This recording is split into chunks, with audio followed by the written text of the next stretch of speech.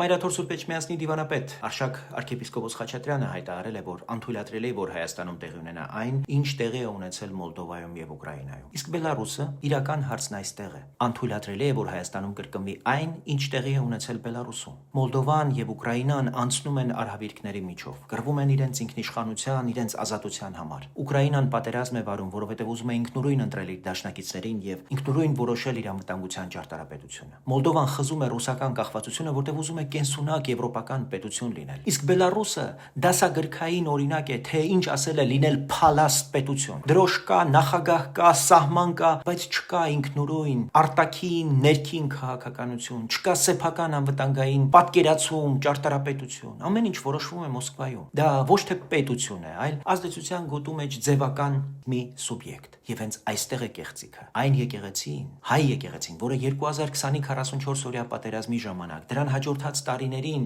2023-ի Արցախի հայաթափման օրերին նույնիսկ ծպտուն չի հանել այդ բոլոր իրադարձություններում Ռուսաստանի եւ Բելարուսի կործանարար դերի մասին։ Այսօր իրեն իրավունք է վերապահում որոշել առանց Ռուսաստան Հայաստանը պետք է գոյություն ունենա, թե ոչ։ Վասալացված ռուսական հավելված Հայաստանը պարզապես դանդաղ ազգային մահ է պետականության դեկորացիաների ներքո։ Իսկ մեր ընտրությունը պետք է լինի միանշանակ, ոչ թե Բելարուս, այլ իրական, լիարժեք, ինքնիշխան Հայաստանի Հանրապետություն։